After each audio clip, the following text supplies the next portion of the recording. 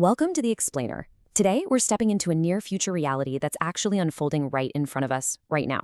It honestly feels like a neon-lit sci-fi world. Think software agents zooming around, making global transactions. But this isn't fiction. It's the literal architecture of our modern financial system.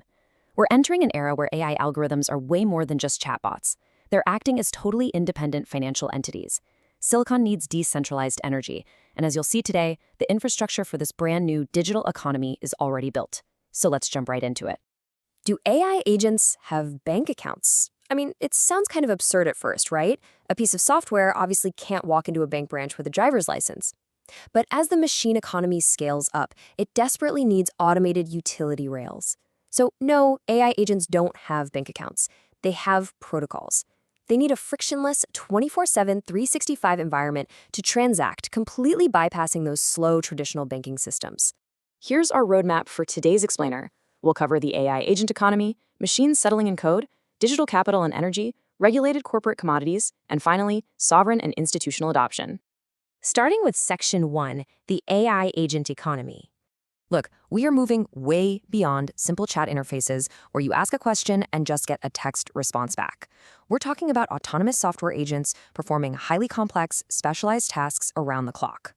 Take Anthony Pompliano's discussion of his Sylvia AI, for example. When you ask Sylvia to run a complex financial Monte Carlo simulation, it's not just one single brain guessing the answer. It's a whole multi-agent workflow. Step 1, a context agent gathers your financial data. Step 2, a coding agent actually writes custom Python code in the background. Step 3, an execution environment runs thousands of simulations. And Step 4, an orchestration agent packages it all up into a nice visual chart for you. It's literally a digital assembly line. But here is the crucial takeaway. These aren't people. They are autonomous pieces of software, and they constantly need to buy storage, compute power, and data to keep running. For that multi-agent assembly line to even function, those programs need to instantaneously purchase the resources they consume. If they can't transact seamlessly, they literally cannot survive or operate in the digital realm. Which brings us to Section 2, machines settling in code. So if non-human entities need to pay for compute, how exactly do they do it? Well, they definitely aren't waiting 3 to 5 business days for a fiat wire transfer to clear. When a machine in Germany needs to pay a machine in Singapore for a quick burst of data, it uses an automated utility rail. Protocols like Cardano's X42 or Bittensor's TAO network are utilized for exactly this purpose, allowing AI agents to settle debts in fast, cheap code using tokens like ADA and TAO. Machines are mechanically mandated to settle in code. It's instant, it's borderless, and it's flawless.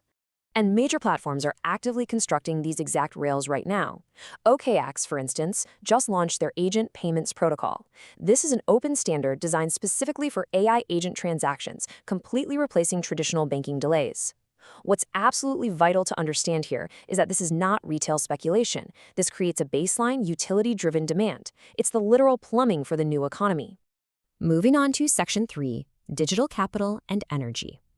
You can't run a sprawling global network of high-functioning AI agents without an immense, unhackable base layer of power to secure the whole thing.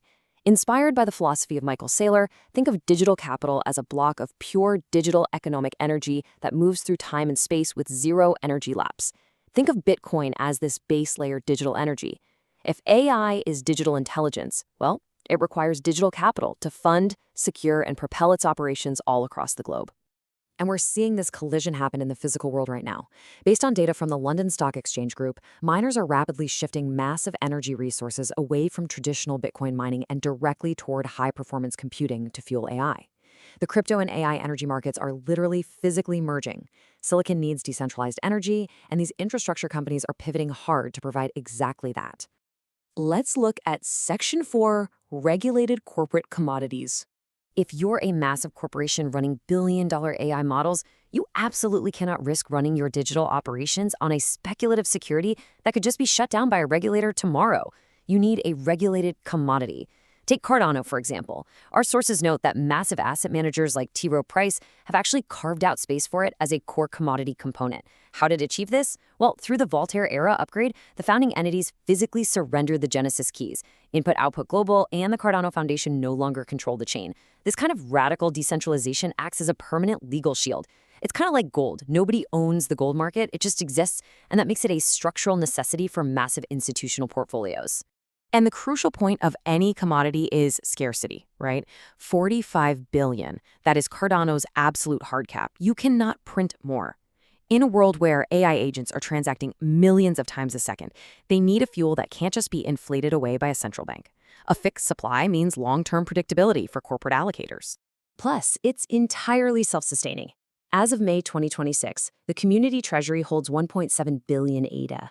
Every time a transaction happens, a tiny little fee goes into this pot owned by the decentralized community.